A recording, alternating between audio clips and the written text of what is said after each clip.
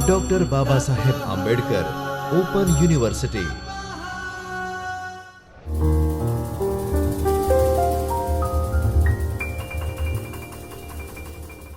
નમસ્કાર તાલીમાર્થી મિત્રો.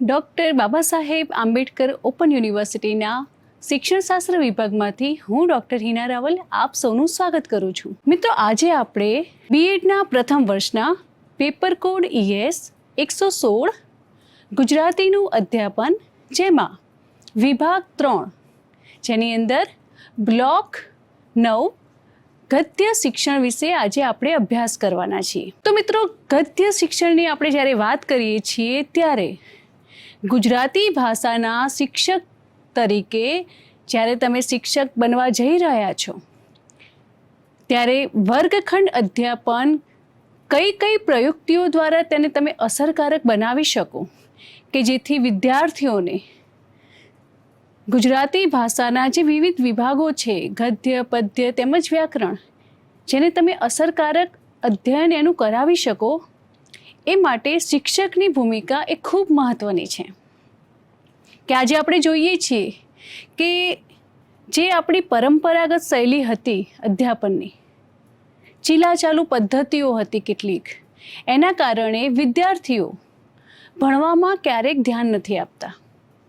તો હવે શિક્ષક માટે એ પ્રશ્ન છે કે અધ્યયનને વિદ્યાર્થી સુધી પહોંચે, શિક્ષકનું અધ્યાપન વિદ્યાર્થીઓ યોગ્ય રીતે અધ્યયન કરે તેમજ અસરકારક રીતે કરે, તે માટે આપણે શું કરી શકીએ. તો એવી જ રીતે ગદ્ય શિક્ષણની આપણે વાત કરીએ કે ગદ્ય શિક્ષણને અસરકારક બનાવવા માટે એક શિક્ષક તરીકે આપણે શું કરી શકીએ, તેમજ ગદ્ય શિક્ષણ એ ગુજરાતી ભાષામાં કઈ રીતે અનુસરે છે, શિક્ષકે કયા પ્રકારે ગદ્ય શિક્ષણ આપવું જોઈએ, એના વિશે આપણે અભ્યાસ કરવાના છીએ. તો આ જે એકમ છે એ એકમની અંદર આ મુજબના મુદ્દાઓનો આપણે અભ્યાસ કરવાનો છે કે સૌપ્રથમ આપણે ગદ્ય શિક્ષણનું મહત્ત્વ, ત્યારબાદ ગદ્ય શિક્ષણના હેતુઓ કયા, તેમજ ગદ્ય શિક્ષણના સોપાનો, ગદ્ય શિક્ષણની પદ્ધતિઓ, મૂલ્યાંકન, સ્વાધ્યાય અને ગદ્ય શિક્ષણ દરમિયાન જોવા મળતી જે ક્ષતિઓ છે તે ક્ષતિઓ અને એ ક્ષતિઓને નિવારવાના ઉપાયો. તો મિત્રો, આ એકમની અંદર આ પ્રકારના જે મુદ્દાઓ છે એનો અભ્યાસ કરવાનો છે. તે પૈકી આજે આપણે ગદ્ય શિક્ષણનું મહત્ત્વ, તેના હેતુઓ અને ગદ્ય શિક્ષણના સોપાનો પૈકી કેટલાક સોપાનોનો અભ્યાસ કરીશું. તો સૌપ્રથમ આપણે જોઈએ કે ગદ્ય શિક્ષણનું મહત્ત્વ. કે આપણે જાણીએ છીએ કે ભાષા શિક્ષણનો એક મહત્ત્વપૂર્ણ ઉદ્દેશ્ય એ વિદ્યાર્થીની અંદર જે વિવિધ ભાવો છે એ ભાવો, એની લાગણીઓ એને બહાર લાવવી, એની શોધ કરવી અને એ ભાવોનો શોધ કર્યા બાદ તેનો વિકાસ કરવો. ગદ્યનું શિક્ષણ એ વિકાસના મૂળમાં રહ્યું છે, કારણ કે મોટા ભાગે વિદ્યાર્થી કે કોઈ લેખક જે બોલે છે તે લખાય છે અને પોતાની અંદરની જે શૈલી છે, એની લાગણીઓ છે, એની અભિવ્યક્તિ એ મુજબ કરે છે. તો એ ગદ્ય શિક્ષણમાં આપણને જોવા મળે છે કે જેમાં સાદી સરળ ભાષામાં પોતાના વિચારોને વ્યક્ત કરવામાં આવે છે, જે વિદ્યાર્થીઓ સુધી સરળતાથી પહોંચે છે. એ ગદ્ય શિક્ષણ સિવાય આપણો જે જીવન વ્યવહાર છે એ સ્થગિત થઈ જાય છે. કે સામાન્ય રીતે આપણે જોઈએ તો આપણો જે વિચાર વિનિમય છે, કે આપણે એક વિચાર, આપણો વિચાર અન્ય વ્યક્તિ સુધી પહોંચાડીએ છીએ, તો આ જે વિચારોનું જે આદાન પ્રદાન છે, વિનિમય છે, એ આપણને ગદ્ય શિક્ષણના માધ્યમ દ્વારા જ આપણે તેને આગળ વધારી શકીએ. કે વિચાર, ઉર્મિ, ભાવના શક્તિ, સમજ શક્તિ તથા જ્ઞાનનો જે ક્રમિક વિકાસ થાય છે, તેના મૂળમાં ગદ્ય શિક્ષણનું કે ગદ્ય સાહિત્યનું એ મહત્ત્વનું યોગદાન છે. કે શબ્દ સમૃદ્ધિની વાત કરીએ કે વૃદ્ધિ, તેની વૃદ્ધિ એ ગદ્યના સહારે જ થાય છે. એ ગદ્યની અંદર ઘણું બધું લખાણ હોય છે, ઘણા બધા શબ્દો હોય છે. આપણી અંદર જે શબ્દ ભંડોળનો વિકાસ થાય છે એ પણ ગદ્ય પર જ આધારિત છે. અને એટલું જ નહીં, પણ નિત નૂતન જે સાહિત્ય છે, સાહિત્ય સ્વરૂપો છે કે તેની શૈલીઓના સ્વરૂપથી પરિચિત થવાય છે. કે ગદ્યના સહારે આપણે ફુરસદના સમયનો ઉપયોગ કરીને તેને રોજિંદા જીવનનો નાતો પણ આપણે બાંધી શકીએ છીએ અને એ રીતે એ ગદ્ય એ આપણા જીવન સાથે ખૂબ સંકળાયેલું છે. ત્યારબાદ આપણે જોઈએ કે ગદ્ય સાહિત્ય એ નાવીન્યસભર છે. મિત્રો, ગદ્ય સાહિત્યની અંદર ઘણા બધા સાહિત્ય સ્વરૂપો આપણે ગુજરાતી સાહિત્યમાં જોવા મળે છે, જેમ કે નાટક, નવલિકા, નવલકથા, એકાંકી. તો આ જે બધા સાહિત્ય સ્વરૂપો છે એ આપણને પ્રતીતિ કરાવે છે કે ગુજરાતી સાહિત્ય ભંડોળ, ગુજરાતી સાહિત્ય સ્વરૂપો કેટલા ઉત્તમ પ્રમાણે તેની આગળ ખીલવણી થઈ છે. અને આ જે સાહિત્ય સ્વરૂપો છે તેનો આસ્વાદ કરાવવો, એટલે કે વિદ્યાર્થી સુધી આ જે સાહિત્ય સ્વરૂપો છે એનો પરિચય કરાવવો, વિદ્યાર્થીઓને એનાથી વાકેફ કરવા, એ કામ શિક્ષકનું છે. અને એટલા જ માટે ગદ્ય શિક્ષણ એ ખૂબ મહત્ત્વનું છે. ગદ્ય શિક્ષણના માધ્યમથી આપણે વિદ્યાર્થીઓની અંદર સંસ્કારોનું સિંચન પણ કરી શકીએ છીએ. કે જેમ કે કોઈ પાઠ હોય એની અંદર સંસ્કારની વાત કરવામાં આવી હોય કે ચોરી અને પ્રાયશ્ચિત, ગાંધીજીનું જે પાઠ છે એની વાત કરવામાં આવી હોય, તો એ ગદ્યના કારણે આપણે વિદ્યાર્થીઓને ચોરી કરવી એ પાપ છે એ મુજબનું સંસ્કાર ઘડતરનું આપણે તેમાં વિનિમય કરી શકીએ. તો આ રીતે આત્મસાત કરાવવા વિદ્યાર્થીઓને ભાવિ નાગરિક બનવાનું જે ઘડતર છે એ ઘડતર પણ ગદ્ય શિક્ષણ દ્વારા કરાવી શકાય છે. અને માટે જ આપણા જે પાઠ્યપુસ્તકો છે એ પાઠ્યપુસ્તકોમાં ગદ્ય પાઠોને વધારે મહત્ત્વનું સ્થાન આપવામાં આવ્યું છે. કે પાઠ્યપુસ્તકોમાં જો ગદ્ય પાઠોની સંખ્યા આપણને વધારે પ્રમાણમાં જોવા મળે તો એનો મતલબ એવો નથી કે ગદ્ય પાઠ એ શિક્ષણ આપવામાં ખૂબ સરળ છે, એવું નથી હોતું. જો ગદ્ય શિક્ષણ પ્રત્યે જો શિક્ષક વધારે ધ્યાન આપે તો વિદ્યાર્થીની અંદર જે સંસ્કાર ઘડતર કે જે વર્તન પરિવર્તન અપેક્ષિત છે એ કરી શકે છે. પરંતુ જો એમાં ધ્યાન ન આપે તો અધ્યાપનની જે પ્રવૃત્તિ છે એ નિરર્થક બને છે અને વિદ્યાર્થી સુધી જે બાબત પહોંચાડવા માંગીએ છીએ તે પહોંચતી નથી. ત્યારબાદ આપણે વાત કરીએ કે ગદ્ય શિક્ષણના જે મહત્ત્વની વાત કરીએ છીએ ત્યારે એ મહત્ત્વની બાબત છે કે વિદ્યાર્થીઓની જે અંતર્નિહિતોની શોધ, એ જે શોધ છે એની અંદર નવા નવા વિચારો, ઉન્મેષોને બહાર લાવવાનું, તેને પ્રગટ કરી શકાય છે. ત્યારબાદ શબ્દો, સમાનાર્થી, વિરોધી, રૂઢિપ્રયોગો વગેરે સહજ રીતે પરિચય મેળવી શકે. તેમની ભાષા સમૃદ્ધિ, એનો વિકાસ કરી શકાય છે. વિદ્યાર્થીઓની જે સમજ શક્તિ છે કે ભાવના શક્તિ છે, વિચાર શક્તિ વગેરેનો વિકાસ કરી શકાય. વિદ્યાર્થી એ જાતે વાંચન કરવાની ટેવ પાડી તેનો ફુરસદના સમયનો ઉપયોગ કરતા થાય છે. તેમજ ગદ્યનું જે પાઠ છે એનો રસાસ્વાદ પણ કરી શકે છે. શિક્ષક એ ગદ્ય શિક્ષણને વધારે રસપ્રદ બનાવી શકે છે, જેની અંદર પાઠ્યપુસ્તક એ ખૂબ જ અગત્યનો ભાગ ભજવે છે. અને અન્ય વિષયોને શીખવવામાં પણ ગદ્ય શિક્ષણ એ ખૂબ મહત્ત્વનું છે.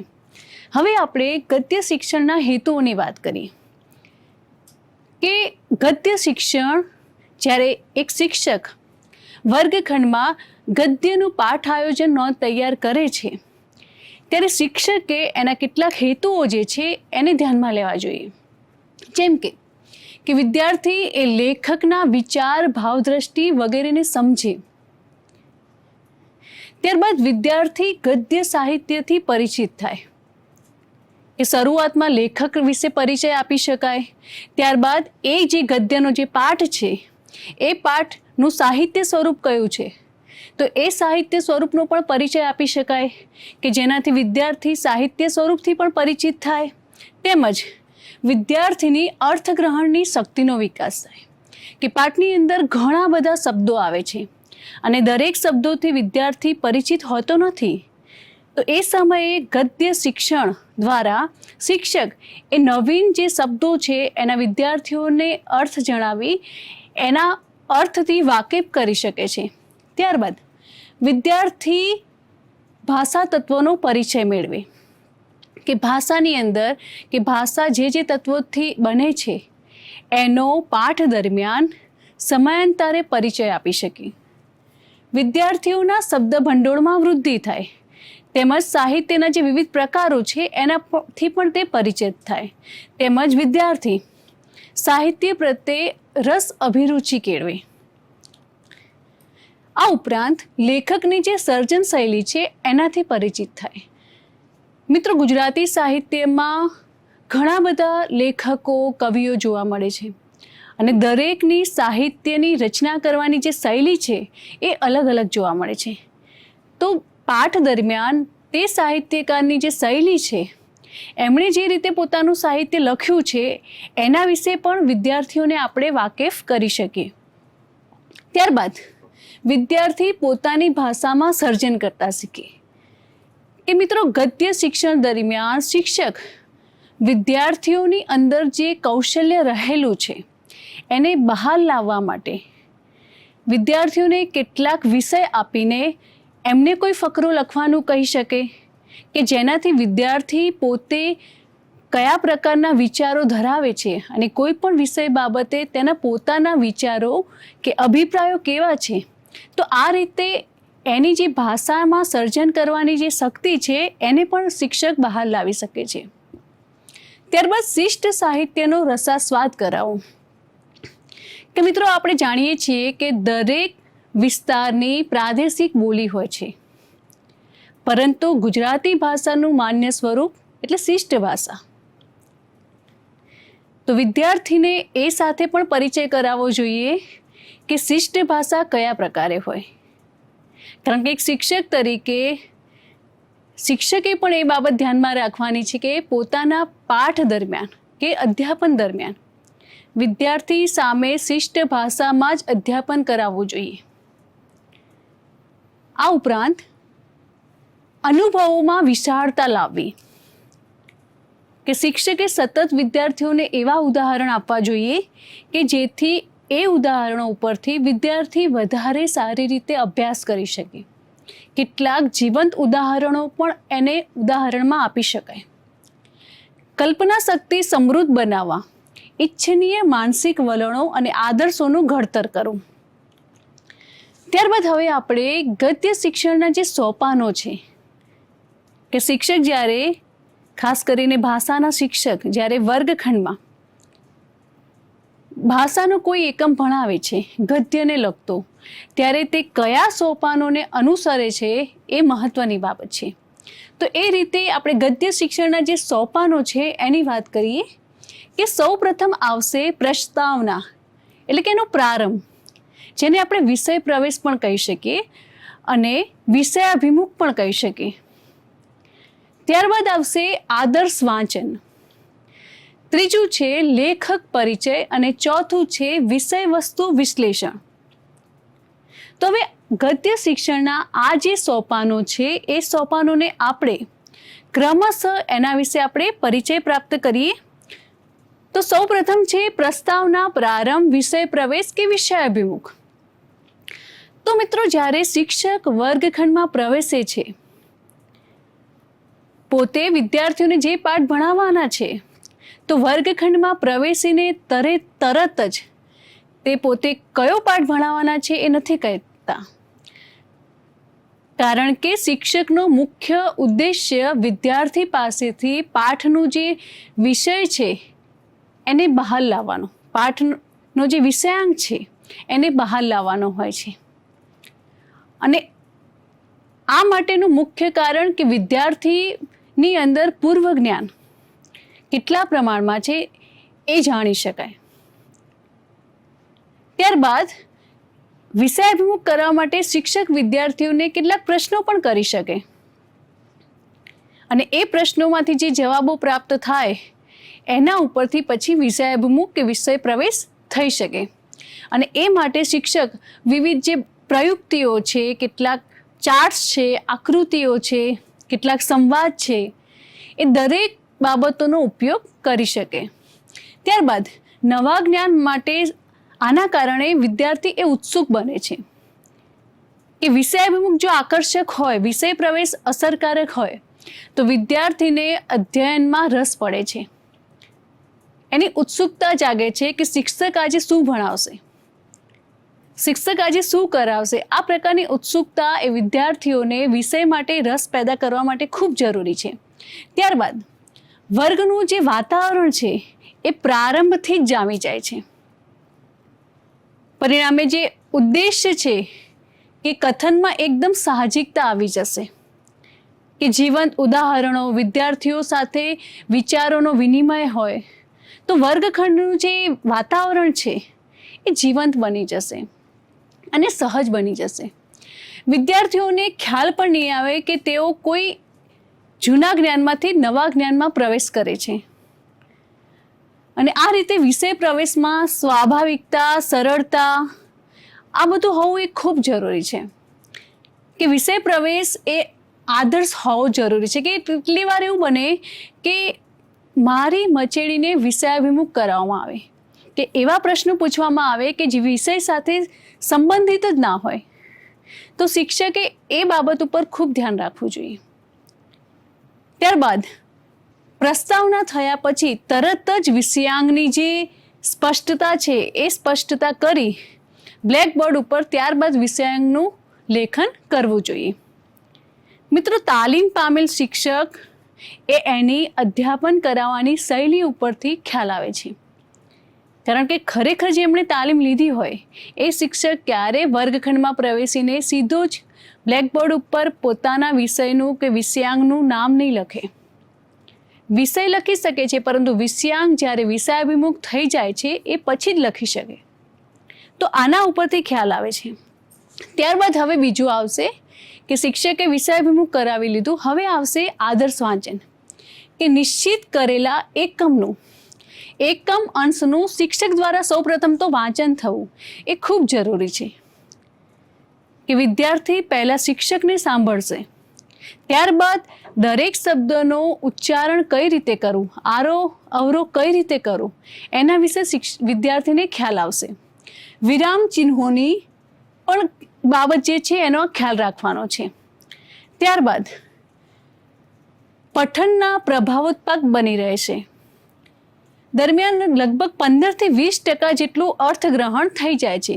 કે જ્યારે શિક્ષક પાઠ વાંચે છે ત્યારબાદ વિદ્યાર્થીને વંચાવે છે ત્યારે ઘણું ખરું જે સ્પષ્ટીકરણ છે એ ત્યાં જ વાંચન દરમિયાન થઈ જાય છે. ત્યારબાદ ગદ્ય કૃતિને પૂરેપૂરી વાંચવી કે થોડાક ફેરફારો કરીને વાંચવા, વાંચન શિક્ષકે કરવું કે વિદ્યાર્થી પાસે કરાવવું. ત્યારબાદ લાંબી જે ગદ્ય કૃતિઓ હોય એ ગદ્ય કૃતિઓના વાંચન વખતે કેટલીક વાર એવું બને કે વિદ્યાર્થીઓ કંટાળી જાય છે, ત્યારે તૂટક કે સળંગ રીતે વંચાવવું, આવા ઘણા બધા પ્રશ્નો હોય છે. ગદ્ય કૃતિનું શિક્ષણ જે છે કઈ કક્ષાએ કરાવવાનું છે એ બધી જ બાબતો અહીં વાંચનમાં આવે છે. હવે આદર્શ વાંચનના જે નમૂના છે એના માટે કેટલાક ગદ્યાંશો પણ શિક્ષકે વિદ્યાર્થીને વાંચી સંભળાવવા જોઈએ. જો વાંચન દ્વારા અર્થગ્રહણ કરાવવું હોય તો ઘણી બધી બાબતોનો શિક્ષકે ધ્યાન આપવું જોઈએ. તો મિત્રો, આજે આપણે આ 2 સોપાનોને જોઈને અહીં અટકીએ છીએ. હવે પછીના વ્યાખ્યાનમાં એના આગળના સોપાનો વિશે પરિચય પ્રાપ્ત કરીશું. અહીં સુધીના જે સ્વાધ્યાયના પ્રશ્નો છે તે આપણે જોઈ લઈએ. કે સૌપ્રથમ છે ગદ્ય શિક્ષણના હેતુઓ જણાવો. ત્યારબાદ બીજો પ્રશ્ન છે કે ગદ્ય શિક્ષણના કોઈ પણ 5 મહત્વ જણાવો. તો મિત્રો, આજે આપણે અહીં અટકીએ છીએ. હવે પછીના વ્યાખ્યાનમાં એક નવા જ મુદ્દા સાથે ફરી મળીશું. ધન્યવાદ. સ્વાધ્યાયઃ પરમ